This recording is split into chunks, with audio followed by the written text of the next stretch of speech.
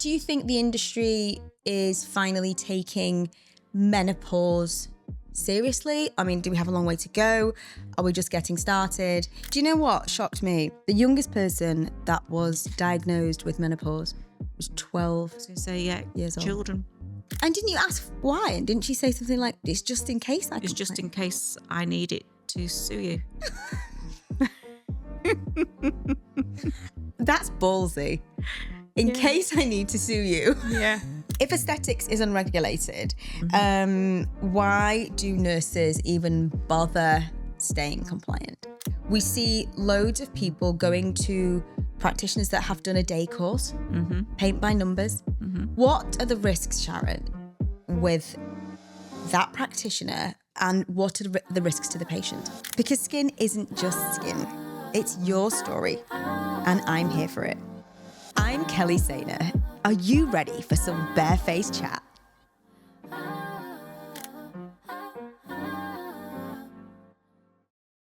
Sharon. Hi. Thank you so much for joining me You're very today. welcome. I am so delighted that we finally have the time now to dedicate to one another, to be open, honest, be real. I think that we share so many different views, and this is our time now to actually be able to verbalize what we do every day. Yeah. Together. I think it's uncanny how much we are alike in our thought processes, and yet we're so different at the same time. Well, let me introduce you and see what you think. Okay. Today's guest is my right-hand woman, my clinical co-pilot, and one of the most grounded, skilled nurses I know. Sharon Brown. She's 55, based in Congleton, and is a freedom to speak up guardian in the NHS. She's been in my aesthetics life now for over a decade. Sharon is the kind of practitioner you would want on your side in a crisis. She spent more than 20 years in A&E and now juggles life in the NHS with being our clinic manager, and was a key part of the Fertility Pharmacy's nursing training network. We're very different personalities. I'm probably the fire, not in a good way. She's the calm. But our moral compass when it comes to treatment, patient safety and ethics is completely aligned. It is. In this episode, we're going to go deep on hybrid working, clinical standards, the menopause shift in skincare, and what it really means to work together but stay autonomous within this industry. Sharon, welcome to Barefaced Chat. Thank you. I'm boiling. Absolutely roasted. Yeah, it's getting a bit warm. It's getting a bit toasty. I've worked hard on wanting to make sure that I got everything that I felt represented us in that. Do you think that I did that? I think so. Absolutely. We work together so well, and we have done since day one, haven't we? Yeah, 100%. And I think that's probably how come we started to work together. Yeah. Because I came to you as a patient initially. Yes, you did. And we kind of gelled over the next few years of me coming to you, and a friendship blossomed from that. And the next thing I know, it's, Sharon, I'm setting up a clinic. Why don't you come and work with me? And well, the rest is history. It is history. I do you know, I forget this. Yeah. And because we've been working together for so long, like I say, 10 years more, and I've known you for longer, obviously, I do forget that. We started out like as patient and friend. Yeah. That's nuts. It's the friendship that grew out of me wanting treatments. And I did a lot of research before I found you. Oh, did you? So much research, because I was at that point completely new to aesthetics. I knew what I wanted. Yeah. I knew the sort of practitioner I wanted to provide that. And I was probably looking for somebody very similar to myself in hindsight, that had the ethics and accountability and everything else that goes with it. And I must have researched for probably about 6 months before I'm like, this is the person I'm going to. No. I feel honoured. And I guess now when patients come to me now, I try to give that same level of what I was looking for, if that makes sense. Wow, that's amazing, and yet really like humbling, because I respect you so much. And the more I've got to know you, the more I respect you. It's like that relationship, you know, between husband and wife or sisters, whatever, like the more that you know somebody, if you genuinely can say that you respect them more, you haven't just got, you've got a friendship, you've got something that transcends an everyday somebody. Yeah. Because you keep seeing the best in them, and you allow them their shitty days and you allow them their great days. Absolutely. And, I think when you work so closely with somebody in this industry, particularly, not just a general office or whatever, we can have days where we both go, oh, we despair. We make sure we don't bring our work into this because we're dealing with so many different things. Really important. So I think that you should know that, because I haven't taken anybody else on. That's how difficult it's been and how difficult it is to trust. So, we have a circle of trust and friendship that is unique. We do. Very 100%. unique. It's really quite special, to be fair. It is, and isn't I it? think it's something that comes along once in a lifetime and not for everybody. I agree. People don't get to experience that great work, friendship balance it's possible. 100. You couldn't have said it any better, to be honest. Well, what I want to do is because I do have so much admiration for what you do and for the stuff that you've dealt with in your life and the challenges that you face and overcome, and how much tenacity that you've got and staying power. And I know you've suffered from imposter syndrome a couple of times, over a period of times in which we all have. And I guess that's a really positive thing in a way, because it means that you're wanting to better yourself. Yeah, and it makes you take stock, I think, sometimes, and self-regulate and strive to improve your practice. For sure. Because I think probably the most dangerous practitioner is somebody who thinks they know everything. I completely agree. Because I've always said, even when I had student nurses in the NHS setting, if ever the day comes, they would say to me, well, how will I ever know as much as you, for example, or whatever? And I'm like, don't get me wrong, I don't know everything. And if the day ever comes that I think I do, or you think you do, that's the time to step away. I remember saying to a student in the same way, the day I become complacent is the day that this job is not for me. And I haven't had one day in aesthetics that I felt like that. No. Or medicine or whatever, which is incredible, right? Because it can be hard. It's tough, especially when you're autonomous. And I want to bring that in a little bit in the early day of my journey, actually being on both sides of the table, being on my own with patients, making decisions. And I know I see you sometimes when you come to me and go, oh, Kel, what do you think about this? I just need like your eyes on it. Yep. And, I have had so many times when it's only been me. I've had to rely on my own instinct in that moment. And that's really intimidating when you've got a patient and you're in the house or you're in the clinic on your own. It's really hard. But let's just touch a bit, if we can, Sharon, on your hybrid working and how you manage that. Because I think that's quite tough. And if we look at what you do now to what you did when you were in the NHS, I think it's benefited you from doing both. And I've always wanted to pull you in. You've got one foot in the NHS and one foot in aesthetics. Yes. How do those two worlds support each other, and how do they clash?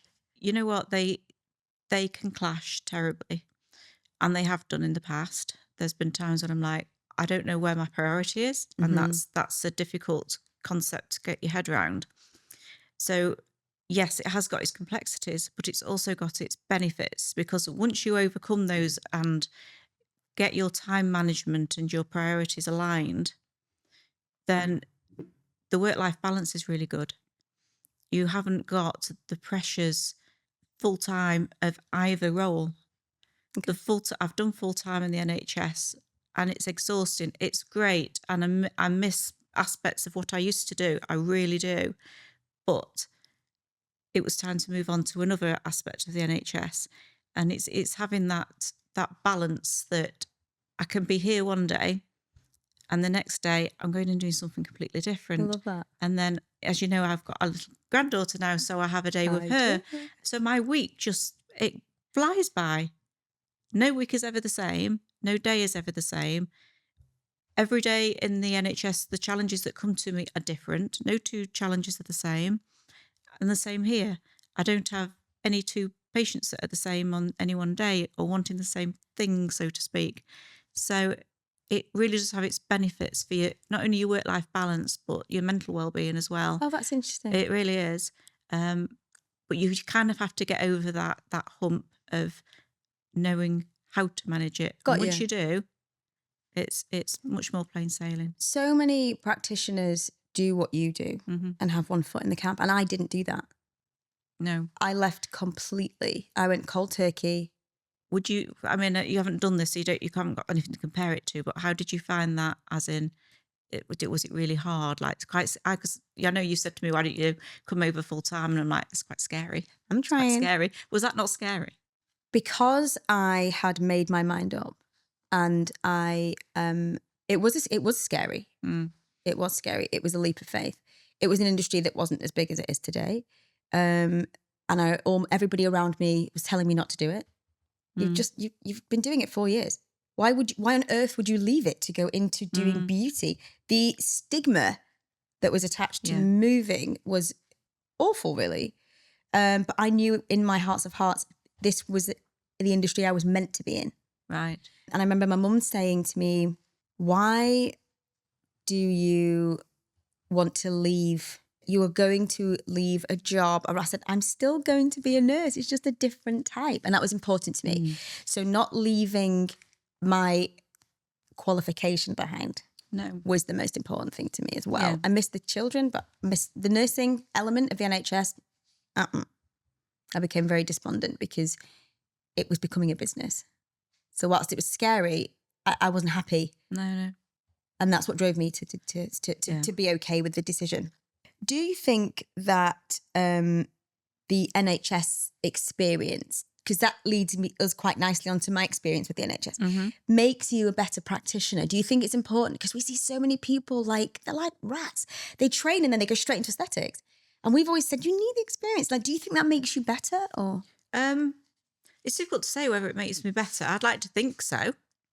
Because it makes you take that step back and sort of evaluate the situation and the patient and everything else that little bit more. Yeah, I would like to think that it has made me better. And also I've got experience, if a patient becomes unwell or they have a side effect, I recognise those things.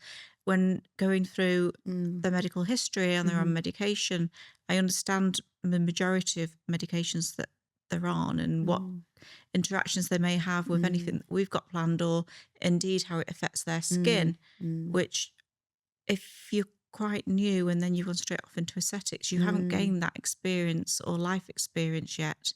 I find your skills invaluable. I feel like it's between the two of us. If I was to crumble in a heap or fall or go, and hopefully vice versa, you would be like, Cal, and I'd catch you. I feel like that with you about your knowledge of the triage stuff that you did in A&E. Your knowledge is unbelievable. And it's amazing at how it helps our practice every day. Yeah, I think it does. I think it does, definitely. So. And a lot of our patients will also ask for advice, and we've directed patients before now, as you know, they've said they've had this niggle or whatever, and we've gone, you need to go to the doctors. Yeah. And, there's been a couple of cases where I've been quite firm and I've turned out to be right. And because I've recognised that something's not quite right with. Can I play devil's advocate as well and say that there's an area that I think sometimes that you have found more tricky is the fact that you have been in triage. So you are a lot more I will sit and talk. Yeah. I remember being at the Harley Medical Group and they were like, come on, time's up. And I'm a chatter, me. Yeah.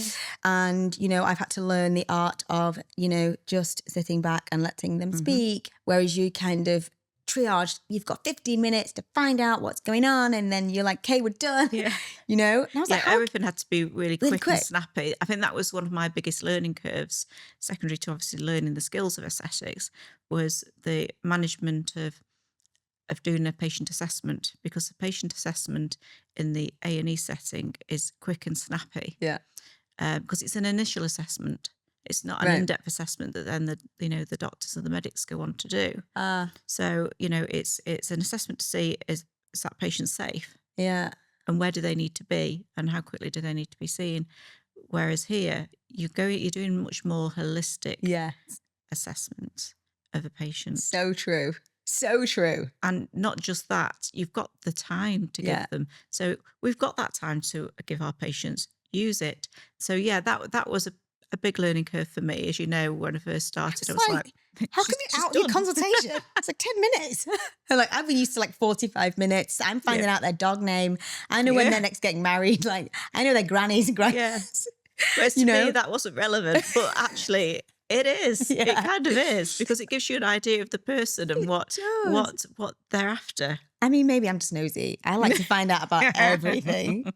Maybe. But, you know, it does, for me, it builds a picture of that person. Personality. The personality, it lays them, it gives you their why. And that's a big one for us. I want to understand why that person, why now, why you, you know, all of it. Their why is a major part of what makes them tick. It absolutely is.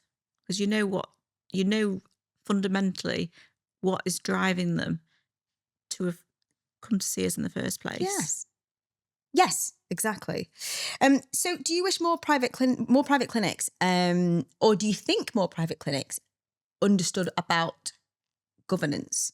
No, not all of them. No, I agree. No. Do you think they should? Yes. Why? Because it kind of underpins practice and safety, and the reporting of anything that may or may not happen, and keeping records, record keeping, confidentiality. It underpins everything. Was it a real juxtaposition for you when you first realised that there's a regulation deficit and there's a real gap? Like, you were coming from NHS and you go, hang on a minute, what? I mean, this is interesting. I mean, you remember when you first started training me, and obviously I went on some aesthetics courses and all the other things. I was researching what university degree I could do in aesthetics. And it was like, why is there nothing? So that's so interesting. You know? It's like, I want to do my master's in this. And it's like, I don't understand. And then you start looking at regulations and you're like, hang on a minute. That is so true. That's so interesting. I mean, it's like the Wild West, it was isn't there. It? Yeah. Of course you would. Why wouldn't you? Why wouldn't you assume it's there? And I think that's the thing. A lot of our patients will assume that it's there and assume that they're protected. And they are when they come to a clinic that follows regulation and follows governance and has all the correct policies and procedures in place. Yeah. But there's so many places out there that aren't, and it's frightening. It is frightening, and that's something that we believe together and have done for a long time and are really fighting for change and banging the drum, and what we do and how we treat our patients is at the heart of what we do. Regulation is catching up with the industry, and that's a good thing. It's a good thing for nurse practitioners, definitely. On the flip side, I think that regulation also needs to, when it comes, it needs to protect the solo clinics and not just the big companies. It's got to keep an eye on that. Absolutely. I think it's got to have that balance, if you understand. It's going to be harder for your small single practitioner clinics, I agree, to adhere to the regulations as it is for a big corporate company. Absolutely. Interestingly, one of my previous guests were talking about regulation, and we were talking about how he was like, they need to regulate it and things need to change overnight in an ideal, like it needs to be this or this. Now, for me, I'm great. I'm all for that. I asked a question about whether it would force the industry underground. Of course it will. That is the danger. And of course that will happen. Yeah. And that's dangerous as well, isn't it? It's really dangerous, but equally, just because the government say no, consumers that were able to afford a certain standard, whether that's at the lower end of the scale or whatever, will have an expectation, and they'll go, well, I still want the treatment. So I either do it myself, and we've seen that go wrong. We have. Or it will be forced underground, or they'll go abroad, or, that's been going on for a long time. Which we know happens. Happens anyway. With dire consequences sometimes. Where regulation's concerned, I think that whilst we stay in our own lane here, and we make sure that we used to look left and right and think, because people are looking at us a bit more, given the fact that the Perfect Peel, we're the home of the Perfect Peel, and Glutaceuticals and all the training and the fertility pharmacy and things that we've done. So we're very aware that we're a window as well. But I think that it will change when it changes. Yeah. It can't change overnight, because for the very reasons, for that one reason I said, but there's plenty more as well. Yeah. it's got to make sure that everything's in line, everything's in place. Absolutely. 100% agree with you.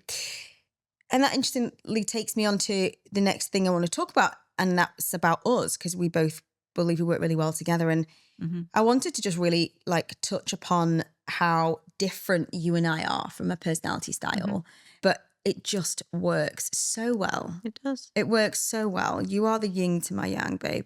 And I adore you for the reasons I don't adore myself. I wish I would be more Sharon. What do you feel that makes? No, I love myself. I know I'm happy in who I am. I'm a joker. I jest. But what do you feel makes us so solid as a partnership? I think because we are so different, you've got all avenues covered, really. Yeah. Love that. Together we make one entity of yes. You complete me.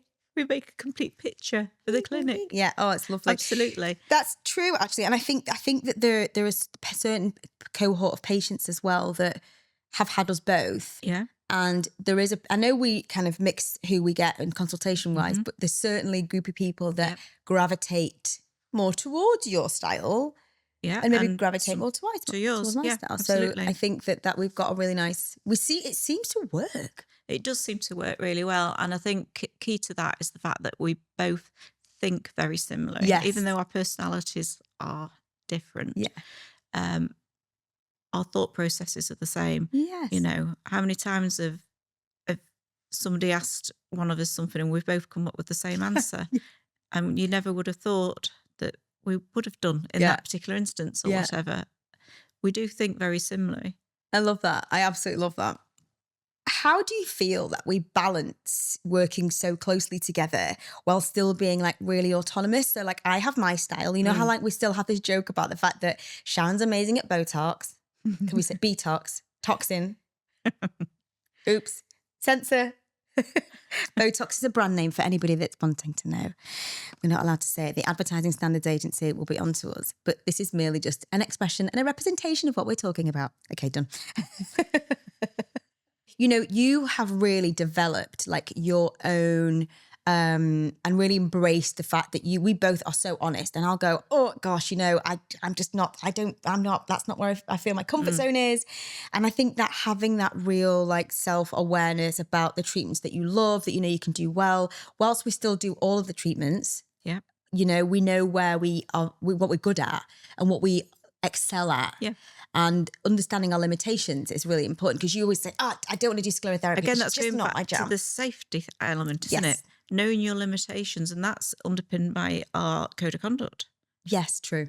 Is it knowing your limitations and acting within them? So again, we're that makes us a very safe practitioner. Yeah. Like you say, there's things that I don't like doing, and I'll call upon you for those, and vice versa. Yeah. Which makes us the most perfect complement. Yeah, I completely agree. And I think that's really important. And for anybody listening, I would want them to feel that they are completely taken care of from every angle, because there is something here for everybody. And there's a practitioner here for everybody. Yeah. And I think that's really important, to be able to go to a practice and know that it's safe. We work amazingly together. We're still aligned. We've got the same views. We come up with the same ideas and normally the same treatment protocols. Yep. But there are some things that we love doing and some things that we're not as keen on. And that's totally fine. But it doesn't make us not great at these other areas. No, it just makes us safe. And it totally makes us safe. Now, when we disagree professionally, because the odd time we will do, very rarely. I'm trying to think of one now, actually. But there'll be a time that we might go, oh, I know, I'm not sure, because that's healthy. Can you think of a time? I'm trying to think of one.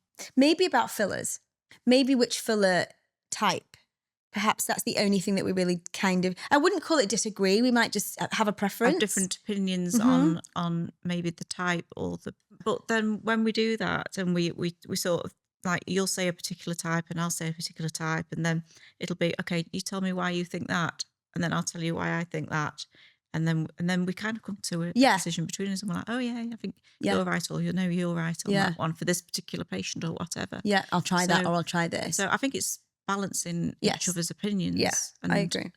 I think ultimately as well, it shows how much respect we've got for each other and each other's opinions and thought processes. Love that. And I think that, again, anybody that's listening, I would want them to feel reassured that we do take that really seriously. Because how many times when we've got a consultation, whether it's a new patient or somebody that's been with us since day dot, do we bring each other in? Yeah. Just to say, in this instance, we're thinking this, but I want a second opinion. It's a funny one. That's a big respect thing that, and 9 times out of 10, we'll agree with whatever the other person's already thought of. I've got mixed views on this. I don't know whether sometimes patients would feel like, hang on, do they know what they're doing? Like, or am I reassured that they're getting a second opinion? I think they like it. Sometimes the joy is out for me. Right. Because I think, do they think that I don't know what I'm doing and I need to get a second opinion? Or do they love the fact that actually, if you were in a wider setting, you would always get a second opinion? And I think it demonstrates honesty, safety again, and shows that we're open and transparent. Okay. Also that we've got that complexity of nursing knowledge and medical knowledge that we can bring into each other that are different. Yeah. I like that perspective because I think that is reassuring for patients to hear. And where I do have that kind of, slight like recoil. Yeah. That's reassuring for me as well, if that's how you feel about it. Let's have a look at regulation and responsibility. I'm going to just talk some statistics first of all, because I think that we know this industry inside and out, but it has changed in the 10 years that we have been in it. I just wanted to have, give you some background on how many clinics there are now, because the industry's changed massively. Since COVID, before COVID. I mean, gosh, you know that more than anybody, taking, the hospital through COVID, which was just astonishing. Kudos, by the way. Amazing. But no, the industry is worth now globally like 11.49 billion. Billion. That's insane, isn't it? That's unreal. It's grown by like 8.4% over like in 12 months. It's growing and we are at the forefront of that. And that's what excites me every day, every single day. I love this industry. I would change nothing about it apart from the regulation. But it's a curious industry and we are curious. Yeah. And, I've got so many different ways to look at it and loves and, every element of it. But interestingly, and a large percentage of this global domination of aesthetics and the worth of it is that the UK is worth 3.9 billion of that. Yeah, no, when I heard that, and at first I thought that's a lot, but the more I think about it, the more I think maybe that's right. Really? I don't know why I think that, but is that because there's so many people doing it that shouldn't be doing it? Because rest of world, you have to be a doctor or a nurse. That's true. Mostly a doctor. UK not. No. Yes. I mean, America's heavily regulated, I believe. Yes. Because it's so litigious. Yes. Over here, we're not so much, are we? No. But look at the US, South Africa, Australia. They have to be registered RN, RGN, doctor, at the very, very least an RGN or an RN. Which surprises me. So it could be that the fact that literally treatments could be counted here, and that's why it's worth as much as it's worth. Yeah. There are now 3,500 UK aesthetics clinics. Does that figure surprise you? Yes, it's quite a lot, that. It is, isn't it? It is a lot. Well, let me give you another figure. Go on. I trained in the last 10 years, 3,500 aesthetics clinics in the Perfect Peel. 3,500. Wow. I've trained the UK.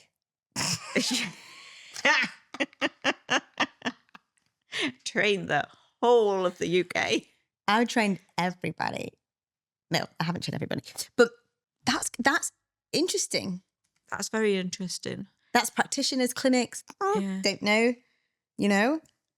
That's clinics. So that's a combination of, which I think is fascinating. It is. But, you know, there's about 7,500 actually like licensed practitioners, which again, you know, figures wise is unreal. But this is where the problem with the regulation comes in. And I think that, you know, with your background and understanding the NHS regulatory system and governance and stuff, the lack of regulation aesthetics. I mean, obviously you've made your peace with it now, but when you first joined, it must have driven you absolutely bonkers. Yeah, Coming up against what? Hang on. Yeah, I was probably overly cautious. Obviously, we are cautious practitioners, but it made me very overly cautious because I didn't quite understand what I was answering to. So you have to take yourself back to overridingly, I'm answerable to the NMC, so I've got to abide by that code of conduct, and as long as you're doing that, then you know. It was one of your big mantras, because it is mine, you know, in dealing with patients and about keeping them safe, is one of your big mantras, because you'll know what mine is, emotionally with the patient. How do you deal with saying no? What is that a mantra for you? Like, it's genuinely my mantra. Yeah, I don't mind saying no at all. At all. That comes very easily if somebody's asking for something and I don't think it's appropriate, and I have done. I would say 9 times out of 10, you're respected for it. Yeah. And they'll listen to what you have got to suggest. Yeah. I have had that 1% that has been really cross. And, you know. Tell the listeners a story about the patient that wanted to see our insurance documents. Obviously, we're not gonna breach confidentiality. We can just talk about the situation. She said something about wanting to have some treatment with thermophane. Oh yes. And didn't she, before we did the treatment? Yes, she wanted to see insurance documents and everything from what I can recall vaguely now. And why did that make you feel? And she wanted like my NMC number, right, and your NMC number. Didn't she? And everything. She wanted every little detail, didn't she? And didn't you ask why? And didn't she say something like, "It's just in case I"? It's just in case I need it to sue you. That's ballsy. In case I need to sue you. Yeah. I can't remember the full story, but yeah, those little bits stick out. I mean, you go, girl. That's brazen, isn't it? That is quite brazen. But that's a bit of a red flag, isn't it? Really? It's a red flag, and it's a maybe we're not the clinic for you. Yeah. Kindly goodbye. Yeah. But you know, that's always kind of stuck with me, that story that you told me, and you came into me like a rabbit in the headlights saying, she's asking for this information up front, and I've not done the treatment yet. I'm like, okay, we're going to say no. Yeah. So we did. Anyway, I had another one, didn't I, where I refused to do a particular treatment. We won't go into detail, but she'd not been to us before. And because I said no, she stormed out, slammed the door, saying she hopes that we can afford to say no to people like her. And, you know. We can. But it's not just that. It makes us a safe, ethical practitioner. Absolutely. It's not about that affording It's not about, because that is a bad practitioner who would treat somebody just for the money. I remember we didn't get walk-ins when I was at the Regency Hospital. We never got walk-ins. No. You had to make an appointment. And I remember that one of the receptionists came up to my room, because when I was at the Regency, I was able to get, when I met you, I had practicing privileges there as a consultant, and walk-ins just wasn't a thing. So I got a knock at the door to say there's a patient that would like to just have, she's here. They noticed an opening in my diary and said it was okay that she came in today. So she came in to see me, and she clearly looked like she'd recently had treatment. Okay. And she said to me, I need you to do my lips today. And I said, oh, actually, you know, part of our cooling off period and part of the consultation relies upon you going away, thinking about it, and coming back, and we'll see you again. Because we can't just do a treatment on the day. And this particular person was absolutely steaming, fuming. It's mad, isn't it? She was hot. They're so indignant that we won't do what they're asking just because they're paying. She was so angry. She said to me, this is my face and my money. And I actually found myself, I would never normally be this ballsy bad, but I was like, well, you know what? You know, in a really nicest way, it's my PIN number, and it's my choice, and it's my needle, and it's my practice, and it's this isn't right for you or me today, but let me see you in a few months' time. She went, somebody will do it today. And I said, I'm sure somebody will. Yes. Somebody will. Somebody will, but it's not me. So good luck on your quest. But that won't be with me today. And I remember it like it was yesterday because I was so nervous and so intimidated and so scared that something was going to happen because this woman had really intimidated me. And in a moment, I could have made a really bad decision. Yes. Yeah, absolutely. When somebody's really cross and they're stood in front of you, it could be very easy to say, all right, okay, then just to diffuse the situation, but that's not the right thing to do. Do you think that's what happens with celebrities and their practitioners? Do you think they say, I have the money, you do it? Why do people make certain celebrities look like overdone? Why is that? And probably for that very reason. It's the publicity of that celebrity as well that could maybe potentially negatively impact their business if they refuse to treat them. It's an interesting one, isn't it? It is an interesting one. You could debate that one for hours. Well, yeah, this is the thing. I mean, this is what we're here to do. So, we can debate it for as long as you want. Okay, let's just talk then at the date. I want to touch on the dangers of when someone with less training tries to do what we do. Why would that jeopardize the patient if they'd had less training than us? And we see this day in, day out. We see loads of people going to practitioners that have done a day course, paint by numbers.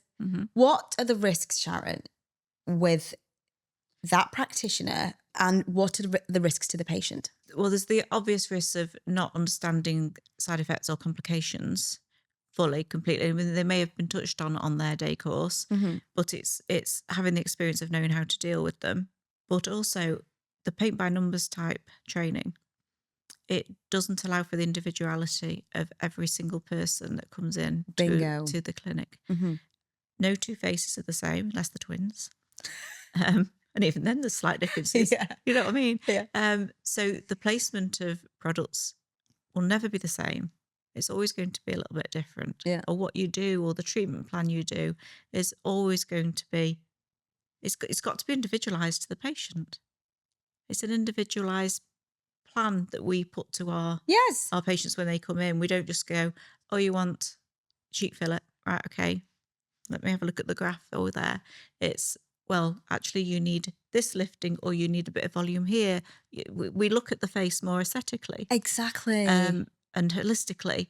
And it's not just the placement of product either. It's, right, okay, you want to achieve this, but actually, if we get your skin quality in a better place first, you'll get more longevity out of the treatment that you're wanting. Absolutely. It's a totally different approach because we've got that much more experience under our belts. And with life experience as well, I guess. So that's 100% the crux of it, really. That's exactly the issue. And what do we see often? People going away to find it cheaper, or once they come to us and they get our experience, we do have a group of people that come to see us periodically and claim to not have been anywhere else. We know who you are. They'll quite often admit it, but that's we wouldn't hold anybody back. That is totally fine. What's frustrating, I think, is when they use our knowledge and think that they can take that elsewhere and bring it back to us and say, oh, that experience wasn't great. We can't be like, smug face, told you so. No, feels like you want to be like that. But, we do know this happens. No. And when somebody approaches you like that, then you've got to deal with what's in front of you at that point and just help them through it and hold their hand through the whole process. I wouldn't judge anybody from going, I went elsewhere. They do. And that's fine. It's human nature, isn't it? Of course it is. We've all done it with, nail salons, hairdressers, everything at some point in our lives. Yeah. But this is different. We have had patients, though, that have been with us, those people that are discerning, that genuinely, those patients for me are like my ride or dies. They're my diehards. Like they are the ones that really care. That's it. I think as a patient, once you find somebody that you're comfortable with, not just comfortable, but you feel a good fit within that clinic base, that's key. That's golden. Isn't it? And that's what keeps them coming back time and time again. And is that what drives you? Yeah, it's like a family, isn't it? Yeah. I think our patient base is our family. It's our work family. What is your driver when it comes to this industry? Do you know what? I think I said to you the other day, actually, I had a patient that I did a treatment on, and it wasn't injectables or anything like that, which it was a really nice treatment. And she's not in a good place at the minute, and she just really enjoyed it. She just, the appreciation at the end of that time that I'd spent with her, she was so grateful, and it made her day, but more importantly, it made my day, because that's what it's about for me, is making somebody feel good about themselves, not just aesthetically, but their mental well-being as well. And a lot of what we do does impact that. So true. You know?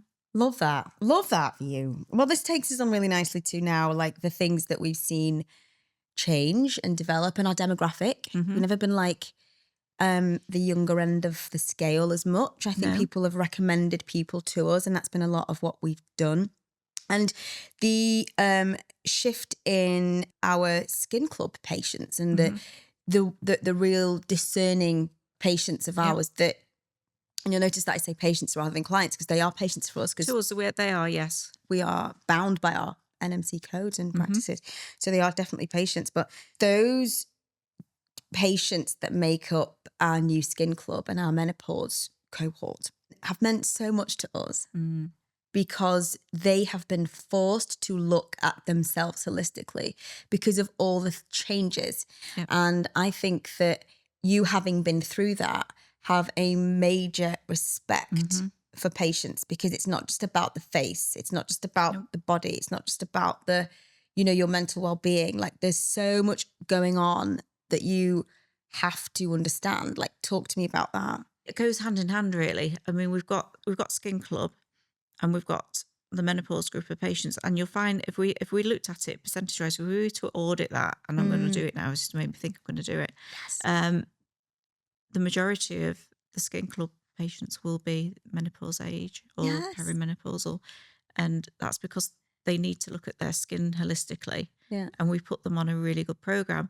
Now, our skin club, for anyone that doesn't know, it is putting together an individualized plan for each patient, depending on what their skin needs at that moment in time. Yeah. So we'll put them on a 6-month plan of different skincare treatments. And at the end of that 6 months, we'll reassess them and go again. Now, menopause, it's a funny thing, and we're all going to go through it. Yeah. And if you think about it statistically, from when you start at perimenopause to the end of your life, it's the majority of your life that your skin is going through that. I know, a very depressing thought. Sorry, guys. Why don't they teach us that at school?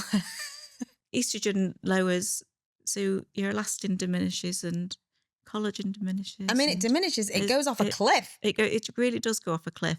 And that's also reflective. I know I'm moving at pace now, but that's reflective in the changes in the aesthetic industry, from just being Botox and fillers to biostimulators and PRP and things to There's been a decline in fillers. There has been a decline in fillers. We're seeing that in the clinic. We're looking at thickening the skin quality and, getting that volume and making the skin do deep what it's forgetting to do, sort of jogging its memory. Yeah. So we're seeing that because age is happening at the same time, right? It is. So what I always like to think, poor women, and I say to my patients, what we need to do is not reverse the aging process, because we're never going to be able to do that. No, we can't. But we can put the brakes on a little bit, slow things down. Let's just slow things right down. Yeah, I love that. I think that sounds amazing. We've got that down to a T with our skin club and our holistic approach. We do everything. I mean, I'd love to open Skin Club up to really start, for everybody. And I think it is. It's open to everybody. We have a nice demographic of younger people. We have got some younger people, especially those that have got weddings coming up or big events coming up. Absolutely.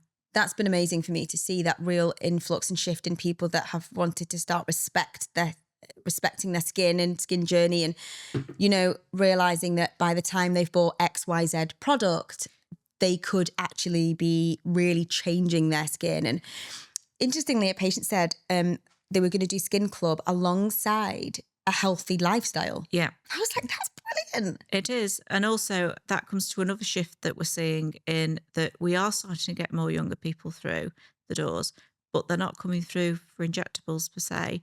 They're coming through because there's a shift out there in the media and everything else about looking after your skin and the importance of SPF and the importance of taking your makeup off at night. So they want to get into a good skincare routine and they don't want to be just using, you know, drugstore brands. They want to use quality things that's going to see them through. And you know, that's what we can deliver. That's what we can advise them on and take them through that skincare journey that's going to actually see them through. Yeah. For decades. Yeah, they're becoming discerning and now they're realising that actually, you know, they can do something about it and with the advice that we're giving them, it's possible. It puts them in a better footing for the future than maybe our generation was. I completely Our agree. generation was, you know, no SPF, go out in the sun, put maybe a bit of oil on. Yeah. You know. Bake yourself. The damage that we've done to our skin because exactly the education wasn't there, but it is now. You know, and we're now the educators. Same with smoking. Same with smoking. Do you think the industry is finally taking menopause seriously? I mean, do we have a long way to go? Are we just getting started? I think we're just getting started, definitely. There is a shift. You are seeing, you know, a lot more menopause mentioned in the aesthetics magazines and in the aesthetics industry per se. But I think it's the tip of the iceberg. I think we need to embrace it more, you know. We need to embrace it's not something that we can stop. It's not something that we can do anything about, as in, here's a magic pill and nothing's going to, you know, it's not going to happen. We've got to embrace the menopause and what happens to our body, but it's the way we embrace it. Do you know what shocked me? The youngest person that was diagnosed with menopause was 12. I was going to say, years old. Children. And how devastating that is. That tells me that there are so many thousands of women, young women, as well as older women, and that we get taught that it happens at a particular stage in life. And it doesn't. It happens at a different stage for everybody, doesn't it? So with the education that needs to be done, it's okay we've got some part of the way. We're talking a bit more and conversations moved on. But that in relation to what we do, I think we make that part of all of our consultations. We do anyway, but we need to really be thinking consciously about talking about this and making this be something that every patient, man, woman, they are talking to their significant others about as well. It's a normal part of life. But it changes the perception of you. It causes all sorts of shifts in mindset, depression, skin health. There's been a lot of stigma associated to it, hasn't there? Yeah. Historically. Yeah. And I'd love to change the conversation a bit in our way. Quickly, I'm going to ask you a few questions and see what you think. I've not done this yet. And I really want to see what you think. I've got a few more questions as well. But these are my kind of bonus rounds for you. What's one treatment that you will always trust? Always trust? Yes. Can I have more than one? You can have more than one. I'll allow that. You'll allow that? You can have two. Go on. Treatments that I'll always trust. I love biostimulators. I'm a big fan of biostimulators. Okay. The way that they improve your skin quality and everything else. And then I love a really good quality facial, whether it's, you know, an acrofacial that's really deep cleaning your pores, or whether we're going down, you know, radio frequency that's tightening and lifting and all the other benefits that are with those. I love that. They're my two main at the moment, which may change. Love that. Because things evolve and we need to evolve with it. Do you know that's a funny word, trust, isn't it? Because it means consistent. It does. So it's hard when you say, when it changes the sentence. Yeah. Trust. Does that mean I can rely on it every time? Does that mean I can? I think you can rely on it to deliver consistent results. Okay. That's the thing. I love that. I love that. One piece of kit you would ban forever, or one treatment, or one, like, what would you ban forever? Permanent fillers. Permanent fillers. Yeah. Can you imagine having something permanent put into your face or part of your body, and as you start to age, that's still there, but everything else is aging around it? This is what I've always said about permanent fillers. It's just, I just can't get my head around that concept. what suits you now might not suit you in 10 years' Exactly. time, but it's still there Exactly. to tell the story. And that's why we have a range of different products Yeah. and we have those conversations as to what would you use or whatever, because you tend to use something different depending on where that person is in Get that. in their cycle of skin. 100%. Now, 100% permanent fillers. I've changed my mind slightly on the kind of the hyperdilute, one of the fillers that's out there right now, but it's certainly not something that I would want to bring in right now. But interesting. I banned that fibroblast pen thing. It's just diabolical. Okay, what's harder, NHS or aesthetics? I don't think either one is harder than the other. That's the political answer. They have their own challenges and their own benefits. I don't think either one.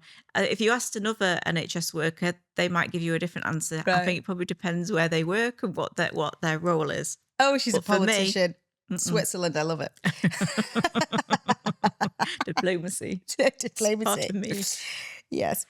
If aesthetics is unregulated, why do nurses even bother staying compliant? Because of their NMC. It underpins absolutely everything we do in every day. That's who we answer to, isn't it? It's far less risky for me to not be NMC regulated because no one's going to hold me to task. Yeah, but it's built in you now. It is built in. You are absolutely right. It's built in you. I'm proud to be part of the NHS. Exactly. Well, not the NHS, but I'm proud to have my NMC pin. Yeah. You worked hard for that. Why would you give it up? But so many people are doing that. They're jumping ship. I wouldn't, but I thought it was a really good question. And, some of the prompts that we've talked about have been really readily asked questions on things like Reddit, which I find fascinating as to what is the moment, what is being asked at the moment, which I think is really interesting. The last question today, and you've been amazing. I've loved it. It's been so easy. Oh, no, it's been great. And it's been very flowy, and it always is like that with us. If you were to really go out on a limb, could you really trust a clinic without a trained practitioner in it? No, I wouldn't personally. No. Even if they were been doing it for 10 years? No, and that's why you probably heard that slight undertone of hesitancy there.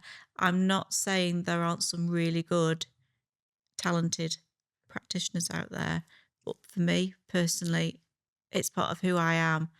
Regulation and being a registered practitioner is fundamental. It's what I am. It's what I strive to. It's what I would recommend to anybody. Amazing. I love that. Well, we've not really gone into any depth about our own skin treatment journeys, but would love you to come back on again and we can talk about that because I think people listening would love to know what we'd had. But we can save that for another day. Skincare. Just skincare. She says that every time. Sharon, thank you so much for joining me today. Welcome. It's been enlightening, amazing, lovely to talk to you with this level of freedom. I think we don't get the opportunity to sit down. I don't know when the last time we sat down for an hour. We don't. We never get time to sit down and I don't chat. know when that was. We're so busy in clinic. This is the thing. We're so busy for you, the people, you see? It's about you. Thank you for making the time to come today anyway. And yeah, I just thank you for being my right hand, amazing person, keeping me grounded and making me do the right thing. Keeping me on the straight and narrow. No, thank you. Thank you for giving me the opportunity all those years ago. Oh, you are so over a welcome. decade ago now. Yeah, wow, amazing. We'll still yet to grow the clinic further because it's always aspirational. But for now, it's me and you, and I love it that way. So thank you for joining me today, and you've got to come back again. I will. That's it for today's Barefaced Chat. Thank you so much for listening. If you've loved this conversation, make sure you follow, rate, and share. It really helps more people find us and join the conversation. I'll be back next week with another honest, unfiltered chat. Because skin isn't just skin. It's your story, and I'm here for it.